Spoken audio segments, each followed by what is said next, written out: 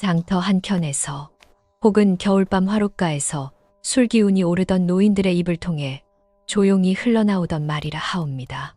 누가 처음 꺼냈는지는 아무도 모르고 어느 해부터 전해졌는지도 분명치 않사옵니다.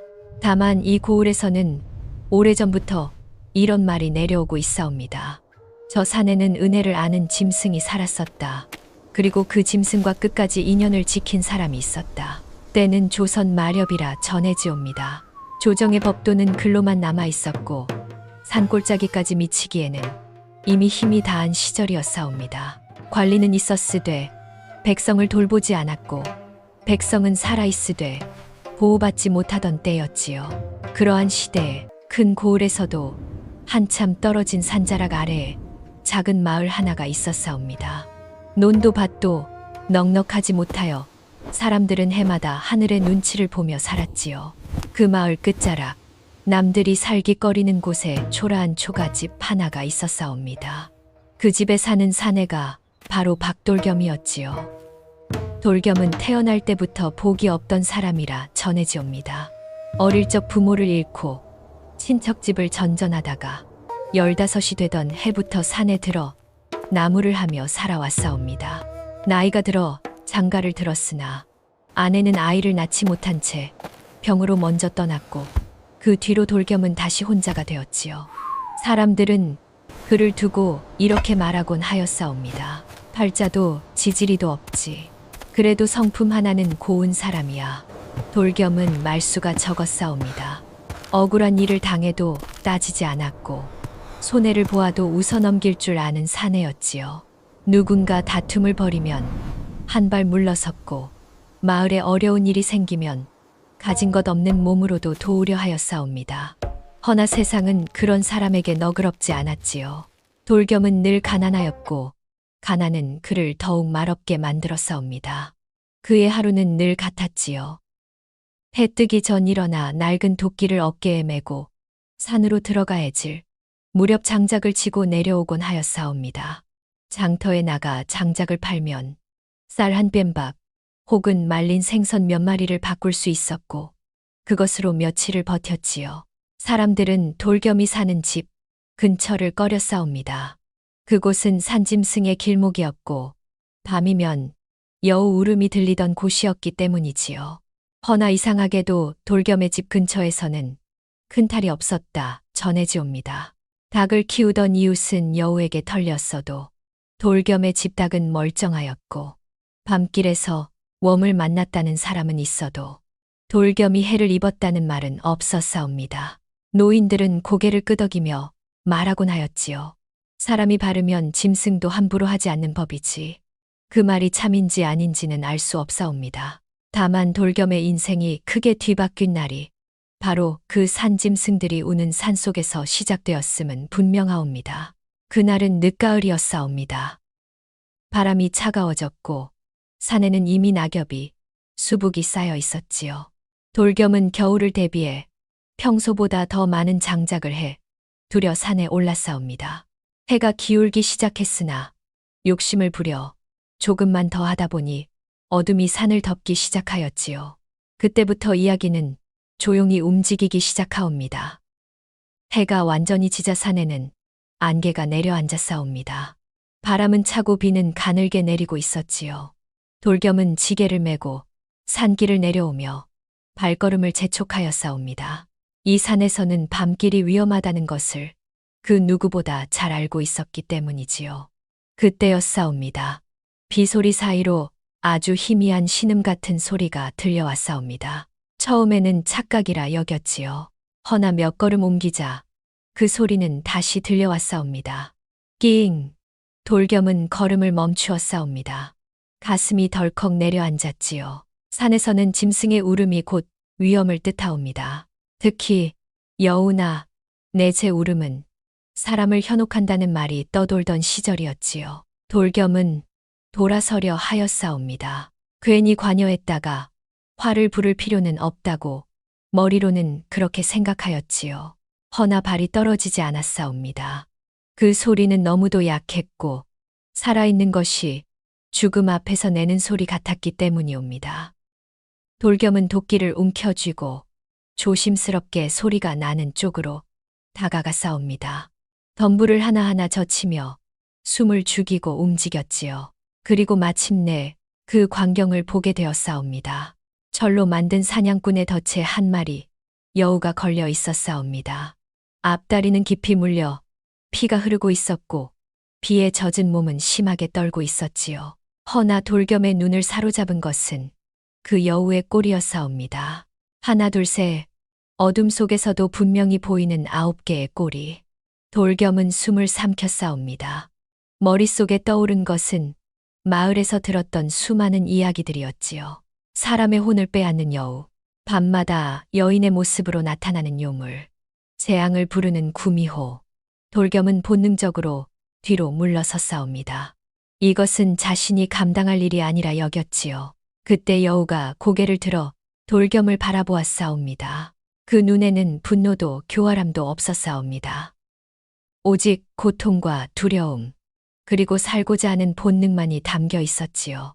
앞다리는 이미 살이 찢어져 피가 뚝뚝 떨어지고 있었고 숨소리는 가늘게 떨리고 있었사옵니다. 돌겸의 가슴이 조여왔사옵니다. 그는 한참을 서서 여우와 눈을 마주치고 있었지요. 이대로 두면 죽겠구나. 돌겸은 주위를 살폈사옵니다. 다른 짐승의 기척은 없었고 사람의 발자국도 보이지 않았지요. 아마도 사냥꾼이 놓아둔 덫에 우연히 걸린 것이 분명하였사옵니다. 여우는 더 이상 몸부림치지 않았사옵니다. 마치 체념한 듯 그저 돌겸을 바라보고 있었지요. 돌겸은 낮게 중얼거렸사옵니다. 나는 너를 해칠 생각이 없사옵니다. 허나 날 물면 그땐 나도 어찌할 도리가 없사옵니다. 여우는 귀를 접고 작게 숨을 골랐사옵니다. 그 모습은 마치 사람의 말을 이해하는 듯하였지요. 돌겸은 천천히 더 가까이 다가갔사옵니다. 손은 떨렸고 심장은 귀 옆에서 뛰는 듯하였지요. 쇠덫의 장치를 풀자 끼익하는 소리가 밤 공기를 갈랐사옵니다. 그 순간 여우는 고통에 몸을 떨며 낮게 울부짖었지요. 앞다리가 풀려나자 피가 더 흘러내렸사옵니다. 돌겸은 서둘러 자신의 겉옷을 찢어 상처를 감싸주었사옵니다. 이게 다옵니다. 더 해줄 것이 없어 미안하옵니다. 여우는 힘겹게 몸을 끌어 돌겸 쪽으로 고개를 숙였사옵니다. 그 행동이 감사의 표시인지 그저 고통에 의한 움직임인지는 아무도 알 수 없었사옵니다. 그러나 그 순간 돌겸의 가슴에는 이상한 예감이 스며들었사옵니다. 이 밤의 선택이 그의 삶을 크게 바꾸게 되리라는 예감이었지요. 비는 여전히 내리고 있었고 산은 깊고 조용하였사옵니다. 그리고 이때부터 사람과 구미여우의 인연은 되돌릴 수 없이 이어지기 시작하였다 전해지옵니다. 여우의 앞다리를 덫에서 풀어준 뒤에도 박돌겸은 곧바로 자리를 떠나지 못하였사옵니다. 비는 여전히 산을 적시고 있었고 안개는 점점 짙어지고 있었지요. 밤 공기는 차가웠으며 이 산이 밤이 되면 짐승들의 세상이 된다는 사실을 돌겸은 잘 알고 있었사옵니다. 여우는 겨우 몸을 가누고 있었지요. 상처는 천으로 동여매었으되 피는 아직 뎁지 않았고 젖은 몸에서는 체온이 빠르게 빠져나가고 있었사옵니다. 돌겸은 주위를 살폈사옵니다. 사람의 흔적은 없었으나 이대로 두고 떠난다면 여우가 아침을 맞지 못하리라는 것만은 분명하였지요. 그는 낮게 한숨을 내쉬었사옵니다. 이 또한 인연이려나. 여우는 고개를 들어 조용히 돌겸을 바라보고 있었사옵니다. 두려움은 남아 있었으되 사람을 향한 적에는 보이지 않았지요. 그 눈길 앞에서 돌겸은 더 망설이지 않았사옵니다. 그는 여우에게 다가가 조심스레 말을 건넸지요. 따라올 수 있겠느냐? 여우는 몸을 움직이려 하였으나 앞다리에 힘이 들어가지 않았사옵니다. 몸이 기울며 낮은 신음만이 새어나왔지요. 그 모습을 본 돌겸은 지게를 내려놓았사옵니다. 젖은 풀을 걷어내고 짐승 하나를 눕힐 만큼의 자리를 만든 뒤 여우를 안아 올렸지요. 생각보다 묵직한 무게에 그는 잠시 놀랐사옵니다. 허나 여우는 저항하지 않았고 몸을 웅크린 채 그대로 안겨 있었지요. 돌겸은 여우를 지게 위에 눕히고 천과 겉옷을 덮어 상처가 흔들리지 않도록 고정하였사옵니다. 조금만 참거라. 산을 내려가면 비를 피할 곳은 있사옵니다. 여우의 숨결이 이어지고 있음을 느끼며 돌겸은 다시 지게를 메었사옵니다. 그리하여 그는 어둠 속 산길을 내려오기 시작하였사옵니다. 비에 젖은 낙엽은 미끄러웠고 발밑은 보이지 않았지요. 돌겸은 한 걸음 한 걸음 몸을 앞으로 숙여 균형을 잡으며 내려왔사옵니다. 숲속에서 기척이 들릴 때마다 그는 걸음을 멈추었고 소리가 멀어질 때에야 다시 발을 옮겼지요. 여우는 지게 위에서 낮게 숨을 고를 뿐 울지도 날뛰지도 않았사옵니다. 한참을 내려온 끝에 마침내 돌겸의 초가가 보였사옵니다. 산자락 끝에 붙은 작은 집으로 밤이면 사람의 발길이 거의 닿지 않는 곳이었지요. 돌겸은 집 근처에 이르러 다시 한번 주위를 살폈사옵니다. 다행히도 주변은 고요하였지요. 그는 문을 열고 들어가 지게를 내려놓았사옵니다. 집안은 늘 그러하듯 소박하고 비어 있었사옵니다. 돌겸은 여우를 방 한 켠의 마른 집 위에 조심스레 눕혔지요. 그는 물을 데워 상처를 씻고 약초를 태서 발라 다시 천으로 감싸 주었사옵니다. 여우는 그내내 사람을 물지 않았고 그저 고통이 올 때마다 숨을 고를 뿐이었지요. 그날 밤 돌겸은 거의 잠을 이루지 못하였사옵니다. 여우를 집 안에 들였다는 사실이 마음을 무겁게 눌렀지요. 허나 이미 선택은 끝난 뒤였사옵니다. 이날 이후로 돌겸은 여우를 낮에는 숨기고 밤에만 돌보기 시작하였사옵니다.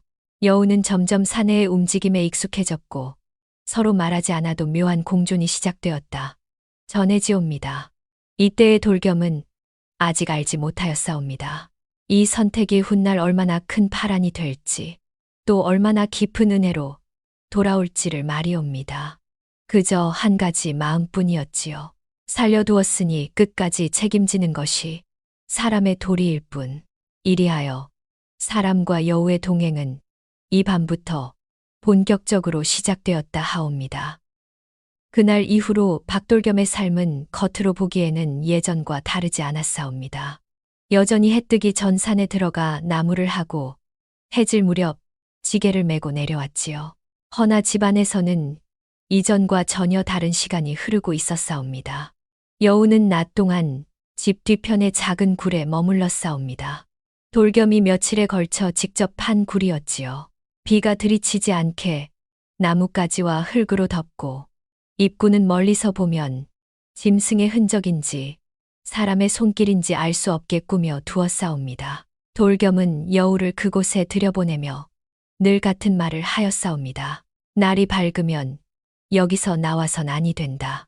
사람 눈에 띄면 나도 너도 끝이옵니다. 여우는 그 말을 이해하는 듯 낮에는 좀처럼 모습을 드러내지 않았사옵니다. 밤이 되어 집안에 불이 꺼지고 산이 고요해질 즈음에야 조심스럽게 모습을 드러내었지요. 처음 며칠 동안은 여우와 돌겸 사이에는 여전히 거리가 있었사옵니다. 여우는 집 안으로 깊이 들어오지 않았고 돌겸이 가까이 다가오면 몸을 낮추었지요. 그러나 날이 지나며 조금씩 변화가 생기기 시작하였사옵니다. 돌겸은 여우에게 사람이 먹는 밥을 그대로 주지 않았사옵니다. 된장을 푼 묽은 국물에 잘게 찢은 말린 생선을 섞어 냄새가 강하지 않게 내주었지요. 여우는 처음엔 경계하며 냄새만 맡다가 이내 천천히 먹기 시작하였사옵니다. 허겁지겁 먹지는 않았고 늘 주변을 살피며 조심스럽게 먹었지요. 돌겸은 그 모습을 보고 속으로 이렇게 생각하였사옵니다. 이 짐승은 먹는 것조차 경솔하지 않구나. 여우의 상처는 날이 갈수록 조금씩 나아졌사옵니다. 돌겸은 산에서 캐온 약초를 다려 매일 밤 상처에 발라주었지요. 그때마다 여우는 몸을 떨기는 하였으나 이를 드러내거나 물려고 하지 않았사옵니다. 고통을 참으며 그저 숨을 고를 뿐이었지요. 어느 날 밤 돌겸이 약초를 바르다 무심코 이렇게 말하였사옵니다. 사람이라면 이쯤 되면 소리를 질렀을 텐데 그 말에 여우는 고개를 들어 돌겸을 바라보았사옵니다. 그 눈빛은 잠시 머물렀다가 이내 다시 내려앉았지요. 돌겸은 그 시선을 잊지 못하였다 전해지옵니다. 사람의 눈과 다르지 않으되 사람보다 더 오래 바라보는 눈빛이었기 때문이옵니다.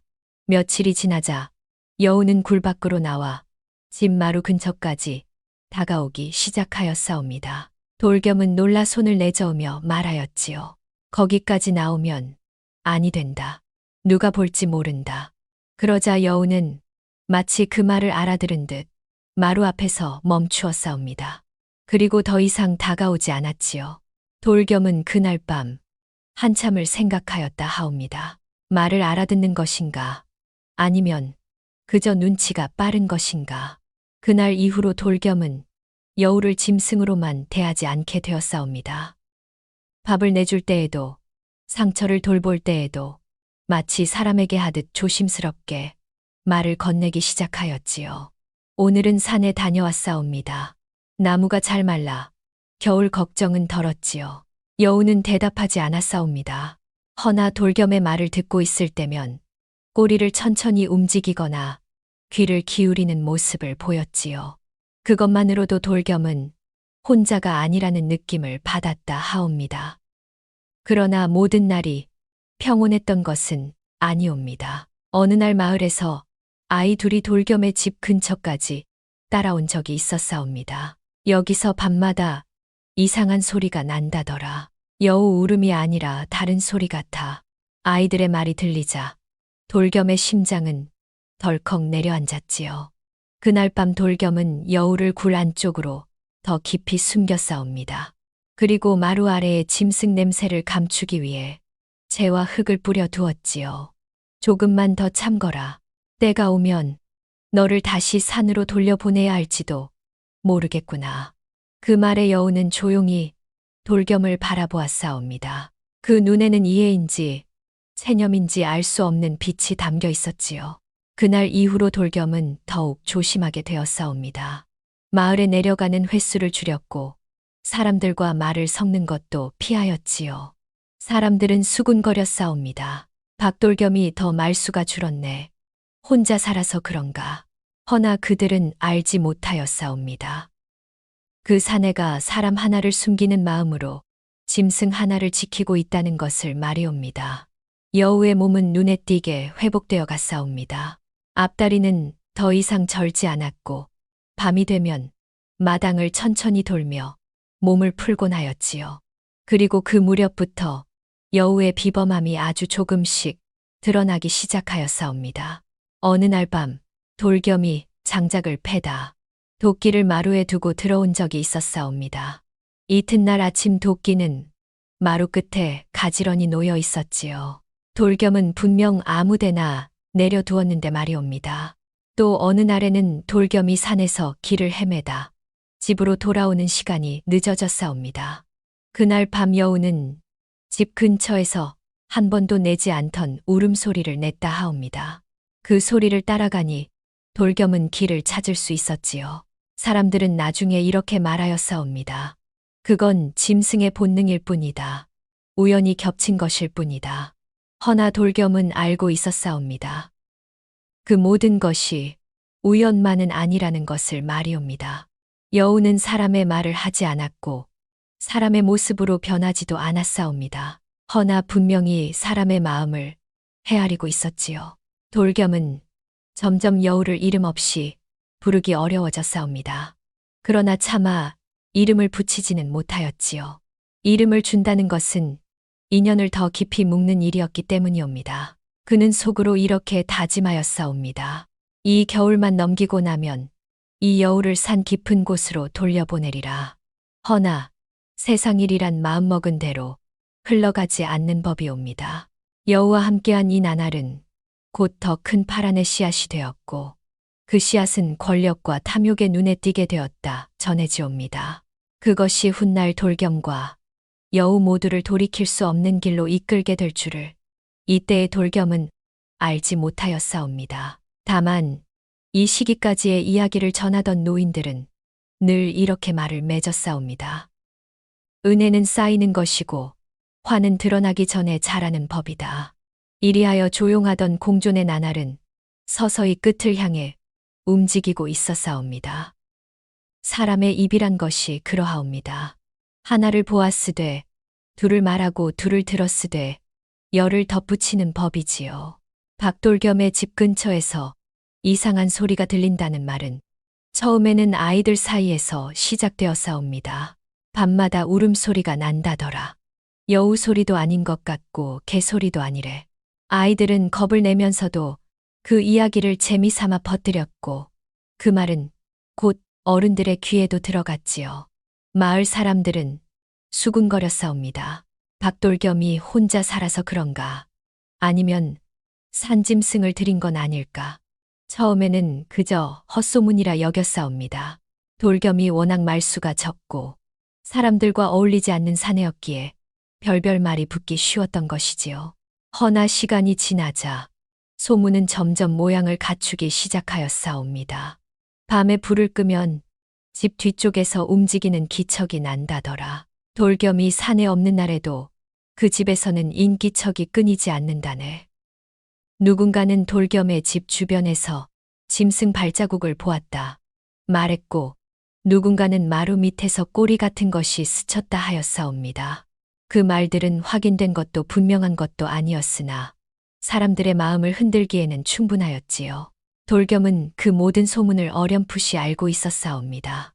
장터에 나가면 사람들의 시선이 예전과 달라졌고 말을 걸어도 대답이 짧아졌지요. 허나 그는 아무 말도 하지 않았사옵니다. 부정도 해명도 하지 않았지요. 그저 평소보다 더 조심하였을 뿐이옵니다. 여우를 굴 안쪽으로 더 숨기고 밤에도 문 밖으로 나오는 일을 삼가게 하였지요. 여우 역시 사람들의 기척이 잦아졌음을 느낀 듯하였사옵니다. 밤에 나와도 늘 집 가까이만 맴돌았고 울음소리도 내지 않았지요. 그 공조는 서로가 조심하며 유지하는 위태로운 균형과도 같았사옵니다. 그러던 어느 날 마을에 낯선 이가 나타났사옵니다. 그는 관아에서 내려온 아전이었고 겉모습은 번듯하였으나 눈빛에는 살핌보다 계산이 먼저 담겨 있었지요. 아전은 주막에 들러 술 한 사발을 시켜놓고 마을 사람들의 이야기를 들었사옵니다. 이 근방의 밤마다 이상한 소리가 난다 들었습니다만 그 말 한마디에 주막 안은 순식간에 조용해졌사옵니다. 사람들은 서로 눈치를 보았지요. 잠시 후 누군가 입을 열었사옵니다. 확실한 것은 아니옵니다만 산 아래 박돌겸이라는 사내의 집 쪽에서 그런 말이 돌고 있사옵니다. 아전의 눈이 번뜩였사옵니다.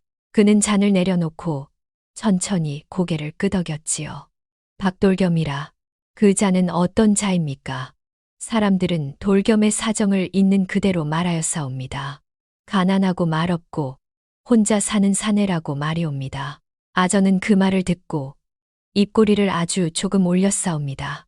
그렇다면 조사해 볼 만하군요. 그날 이후로 박돌겸의 이름은 관아의 장부 어딘가에 조용히 적히게 되었사옵니다. 며칠 뒤 관아에서는 정식으로 사람이 내려왔사옵니다. 그 고을을 다스리던 이는 최참봉이라 불리던 자였지요. 겉으로는 법도를 말하였으나 속으로는 이득과 체면을 맺는 인물이었사옵니다. 최참봉은 짐승 이야기, 특히 여우 이야기에 유난히 귀를 기울이는 자였지요. 구미여우라는 것이 정말 있다면 말이야. 그것을 잡아 바치면 내 이름이 위로 올라갈 수도 있겠지. 그는 소문을 흘려보낸 아전을 불러 자세히 캐물었사옵니다. 확실한 증거는 있느냐 아니옵니다. 허나 수상한 점은 많사옵니다. 최참봉은 탁자를 손가락으로 두드리며 잠시 생각에 잠겼사옵니다. 짐승이든 사람이 숨긴 것이든 확인할 이유는 충분하군. 그리하여 관의 눈길은 조용히 박돌겸을 향하게 되었사옵니다. 그 사실을 돌겸이 알게 된 것은 우연한 계기였사옵니다. 어느 날 산에서 내려오던 돌겸은 길목에서 아전 둘이 자신의 집 쪽을 바라보며 수군거리는 모습을 보았지요. 적이라 하더라. 겉보기엔 평범한데 말이야. 돌겸은 모르는 척 지나쳤사옵니다. 허나 가슴 속에서는 불길한 예감이 꿈틀거렸지요. 그날 밤 돌겸은 여우에게 말하였사옵니다. 이제부터는 더 조심해야 하겠다. 관의 눈이 이쪽으로 향한 듯하니 여우는 조용히 돌겸을 바라보았사옵니다. 그 눈빛에는 이미 상황을 짐작하고 있는 듯한 차분함이 담겨 있었지요. 돌겸은 그 눈을 보며 마음이 더욱 무거워졌사옵니다. 내가 너를 숨기고 있는 것이 과연 옳은 일인가? 허나 이제 와서 여우를 산으로 돌려보내기에는 이미 늦은 감이 있었사옵니다. 여우의 흔적은 이미 이 집에 남아 있었고 소문은 걷잡을 수 없이 퍼지고 있었지요. 며칠 뒤 관아에서 공식적으로 박돌겸을 부른다는 전갈이 왔사옵니다. 별일은 아니니 잠시 얼굴만 보이면 된다. 전갈을 전하던 아전은 웃으며 말하였사옵니다. 허나 그 웃음에는 온기가 없었지요. 돌겸은 그날 밤 한숨도 이루지 못하였사옵니다. 불을 끄고 앉아 여우의 숨소리를 들으며 긴 생각에 잠겼지요. 소문이 여기까지 왔구나. 이제는 피할 수 없는 때가 온 것인가. 여우는 굴 입구에서 조용히 웅크린 채 움직이지 않았사옵니다. 그 모습은 마치 다가올 일을 알고 있는 듯하였지요. 노인들은 훗날 이 대목에서 늘 이렇게 말하였사옵니다. 사람이 숨기려 할수록 권력은 더 깊이 파고드는 법이다. 그리고 그때부터 이야기는 더 이상 조용할 수 없게 된다. 이리하여 소문은 관의 손에 닿았고 박돌겸과 여우의 인연은 이제 본격적인 실현의 길로 접어들게 되었사옵니다. 관아의 아전들이 박돌겸의 집 앞에 모습을 드러낸 것은 이른 아침녘이었사옵니다.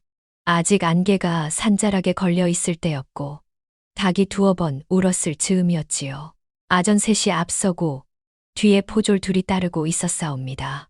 그들의 발걸음은 서두르지 않았으나 머뭇거림도 없었지요. 돌겸은 문을 두드리는 소리에 곧바로 잠에서 깼사옵니다. 밤새 뒤척였으되 이 소리를 들은 순간 이미 올 것이 왔음을 알았지요. 문을 열자 아전 하나가 공손한 듯 고개를 숙였사옵니다. 박돌겸이시오. 관아에서 잠시 뵐 말씀이 있사옵니다. 말은 부드러웠으나 그 눈은 이미 집안을 훑고 있었사옵니다. 돌겸은 고개를 끄덕였지요. 무슨 일인지 여쭈어도 되겠사옵니까? 가보시면 아실 것이옵니다. 그 말로 충분하였사옵니다. 돌겸은 더 묻지 않았지요. 그는 문턱을 넘기 전 잠시 뒤를 돌아보았사옵니다. 집 뒤편 굴 쪽을 아무렇지 않은 척 한 번 더 바라본 뒤 조용히 문을 닫았지요. 그 작은 행동 하나에 그의 마음이 얼마나 무거웠는지는 아무도 알지 못하였사옵니다. 관아로 가는 길은 그리 멀지 않았사옵니다. 허나 그날의 길은 유난히 길게 느껴졌지요. 아전들은 별다른 말을 하지 않았사옵니다. 돌겸 역시 입을 열지 않았지요. 마을 어귀에 이르자 사람들의 시선이 느껴졌사옵니다. 누군가는 멀찍이서 바라보았고 누군가는 모른 척 고개를 돌렸지요. 돌겸은 고개를 숙인 채 묵묵히 걸었사옵니다. 이미 마음은 산 아래 집과 여우에게로 가 있었지요. 관아에 도착하자 돌겸은 곧바로 넓지 않은 방으로 들여보내졌사옵니다. 방 안에는 최참봉이 자리에 앉아 있었고 옆에는 서책과 장부가 놓여 있었지요. 최참봉은 돌겸을 한번 훑어보았사옵니다.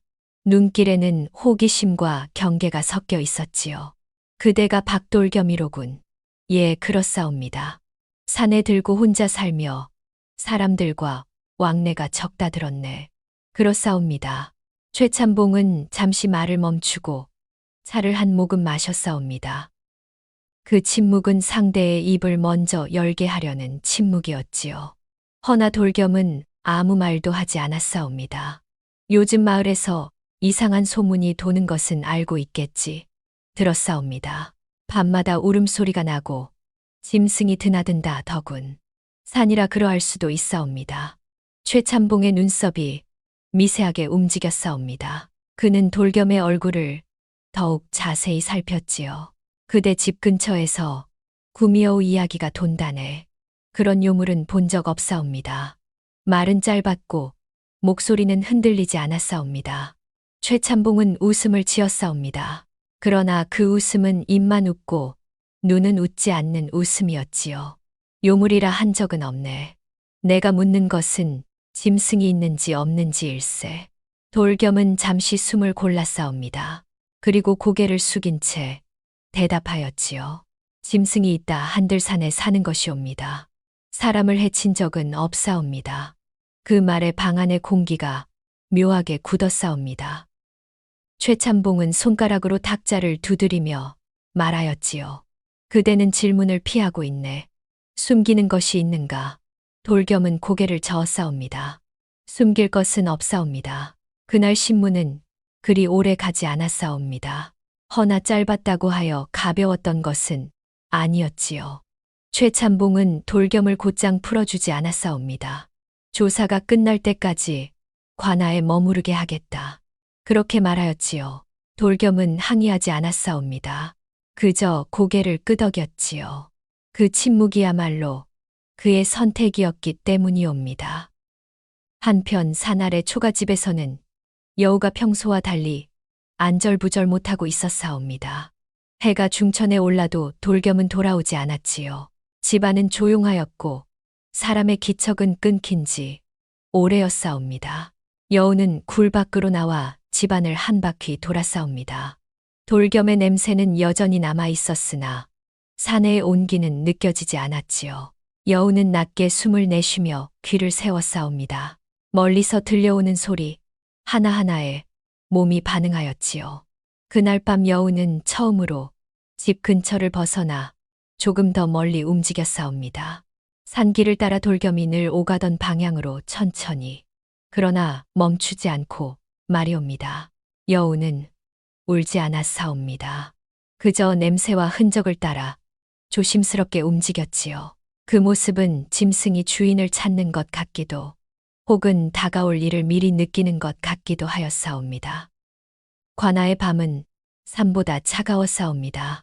돌겸은 좁은 방에 앉아 무릎을 끌어안고 있었지요. 그는 여우의 얼굴을 떠올렸사옵니다. 상처를 입고도 소리 없이 견디던 그 모습 말이옵니다. 입을 열지 않는다는 것은 결국 내가 짊어지는 것이겠지. 돌겸은 그리 생각하였사옵니다. 그리고 그 선택을 후회하지 않았지요. 노인들은 훗날 이 대목에서 이렇게 말하곤 하였사옵니다. 사람이 끝까지 지키는 것은 말이 아니라 침묵이다. 그리고 그 침묵이 짐승의 발걸음을 움직이게 한다. 이리하여 사람은 관아에 갇혀 입을 다물었고 여우는 산길을 따라 조용히 움직이기 시작하였사옵니다. 다가올 날에 무엇이 기다리고 있는지 아직 아무도 알지 못한 채로 말이옵니다. 해가 지고 산이 어두워지자 바람은 낮보다 차가워졌사옵니다. 낙엽은 길 위에 쌓여 짐승의 발소리를 숨기기도 때로는 되레 키우기도 하였지요. 여우는 집 근처 굴 앞에 한동안 머물렀사옵니다. 산 아래로 이어진 길을 오래 바라보며 움직이지 않았지요. 그 눈길에는 망설임과 경계가 함께 담겨 있었사옵니다. 사람의 영역으로 내려가는 일은 짐승에게 늘 위험한 선택이옵니다. 더구나 관아가 있는 방향은 본능으로도 피해야 할 곳이었지요.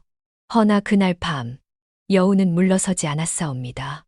돌겸의 냄새는 이미 산길을 따라 길게 이어져 있었지요. 나무를 하러 갈 때도 장터로 내려갈 때도 그리고 오늘 아침 아전들과 함께 사라질 때까지 말이옵니다. 여우는 고개를 낮추고 천천히 산길을 내려갔사옵니다. 상처는 아물었으되 발걸음은 여전히 조심스러웠지요. 그러나 멈추지는 않았사옵니다. 산을 벗어나자 추수가 끝난 들판이 나타났사옵니다. 여우는 한가운데로 나서지 않고 늘 풀숲과 그림자를 택하였지요. 멀리서 개 짖는 소리가 들리면 즉시 몸을 낮추었사옵니다. 그날 밤 여우는 한 번도 울지 않았사옵니다. 숨을 죽이고 냄새를 읽으며 길을 이어갔을 뿐이옵니다. 관아가 가까워질수록 사람의 기척은 잦아졌사옵니다. 술라를 도는 포졸들의 발소리가 밤 공기 속에 흩어져 있었지요. 여우는 담장에 붙지 않았사옵니다.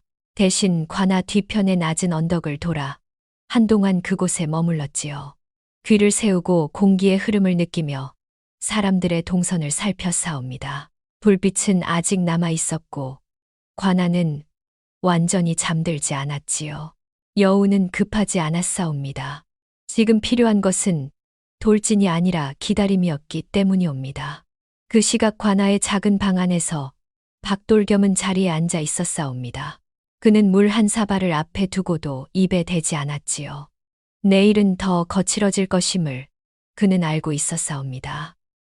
최참봉의 눈빛은 이미 답을 정해둔 사람의 것이었지요. 돌겸은 눈을 감고 입을 열지 않겠다는 다짐을 다시 굳혔사옵니다. 그때 아주 희미한 기척이 담장 너머에서 스쳐갔다 하옵니다. 포졸 하나가 잠시 고개를 돌렸으나 아무것도 보지 못하였지요. 허나 그 순간 돌겸은 알 수 없는 느낌을 받았다. 전해지옵니다.